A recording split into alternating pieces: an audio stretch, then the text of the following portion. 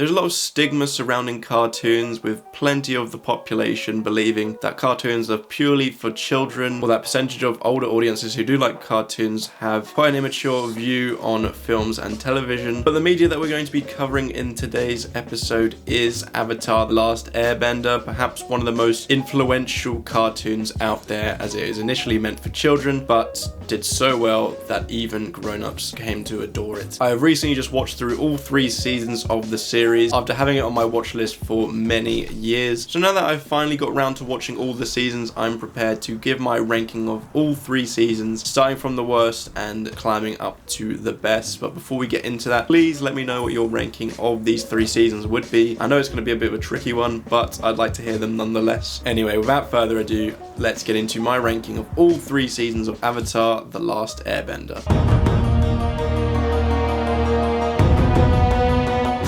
As I did mention in the intro, a lot of people can be put off by cartoons, especially those which were made for kids channels. So coming into season 1, I was a bit cautious, and maybe unfairly so, but I was kind of anticipating some immature humor, little plot points that I'd have to let slide because of, it's for a younger audience, it's not meant to be super complex. But I did find that I was thoroughly surprised with Avatar: The Last Airbender, and therefore it has changed my opinion on kids cartoons going forward. I'm going to give them the benefit of the doubt. I'm not just going to judge before I see it, and I know I shouldn't in the first place, but there's always that subconscious feeling that you know what you're getting into. Yes, there is a bit of silly humor in Avatar, but to be honest, I still found it quite charming and entertaining, especially due to these really likable characters. But not only that, it also displays such a maturity about it by covering some darker topics while not fully diving into them, as at the end of the day this is meant for kids.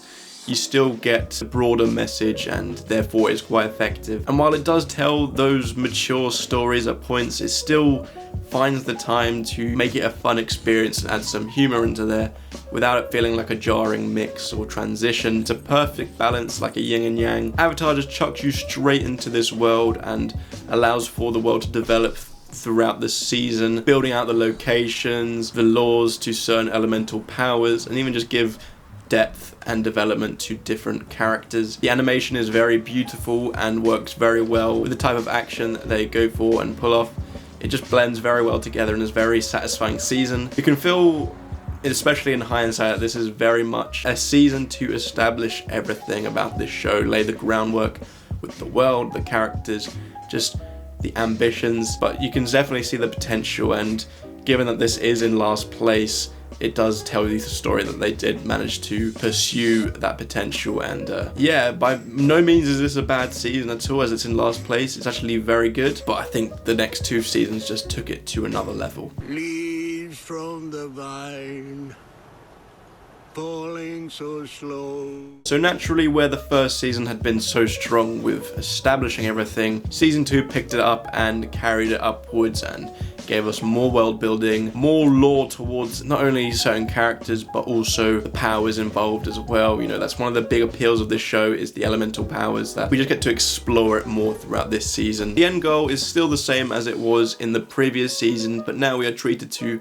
more adventures along the way, whether that's benefiting the final plot or just like a side adventure. But what's great about this show, I'm not normally the biggest fan of filler episodes in TV, but these ones, not only are they entertaining, but you can feel like they serve some purpose, whether it's minuscule or massive, whether that's a small piece of development for a character or establishing a certain rule which comes back to play later. It's all just very good and efficient writing, managing to utilize every single episode. I mentioned a certain maturity about Avatar, but you really do feel it from the second season onwards, with them covering some dark topics which, to be honest, while I heavily respect them for putting in the show, I was surprised that Nickelodeon would allow it. We have a common one, which is death, we have war, discrimination, propaganda, and even animal abuse is covered in this season, and it's done in a way which doesn't frighten you in the way where you don't want to watch it. You're put off watching, more captivates you, and just kind of shows you the brutality of life. And I think it's important to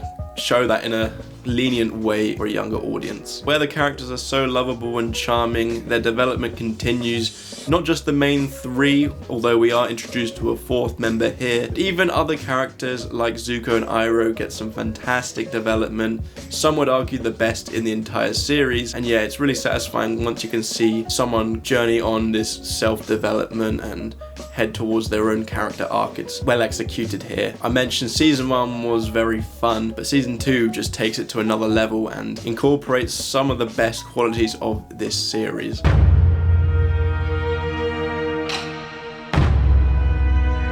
Well, having season 3 in first place confirms that this series only got better and better with each season, and you can very much feel that. Every piece of character development, world building, and just specific dynamics come full circle in season 3. Despite this show's near enough 25-hour runtime, so much happens, and as I mentioned, it's those filler episodes where they tell their own story separate from the main plot, but still provide something beneficial other than just entertainment. You know, you get those characters showing different sides of themselves and doing something which changes your perspective on them just a little bit, but it all comes full circle and everything pulled off is very satisfying in the end here. The writing is unbelievably excellent, especially for a series mainly aimed at kids. I watch a lot of films and TV of all different genres, so I can really see all these different ways of telling stories, of writing the dialogue, and I just think Avatar: The Last Airbender has some of the best that I've ever seen. Every notable character has some kind of arc and journey that they go on, whether that's for the better or for the worst.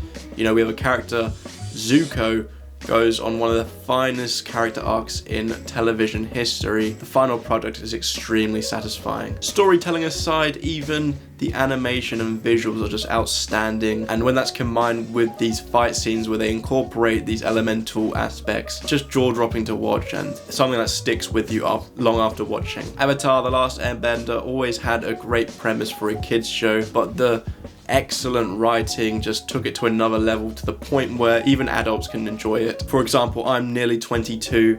I watched this show for the first time over the past few months, and it is instantly shot up to be one of my favourite shows of all time. There's just so much to adore about it. It's both light-hearted and serious, and has so much fun to offer whilst also telling a serious story. The concept of the elemental powers, whether that be earth, fire, water or air, it's just such a cool concept, and the way it's pulled off make the action sequences so fun to watch. So yeah, season 3 is my favourite season of Avatar: The Last Airbender, and to be honest, it's probably top 5 seasons of television I've seen thus far in my life. So that is my ranking of all 3 Avatar: The Last Airbender seasons. Please let me know what your ranking is down below. I'm really surprised that I never watched this show growing up, given how great it is and how well renowned it is as well. To be honest, I'm a bit gutted that I didn't, because I would have absolutely loved this like I do now, but my massive childhood show was Ben 10, so having this alongside that would have been an absolute blast for me. I guess I probably saved my parents a lot of money on Avatar toys by not watching it. But yeah, thank you so much for watching this video. I'm really sorry about my long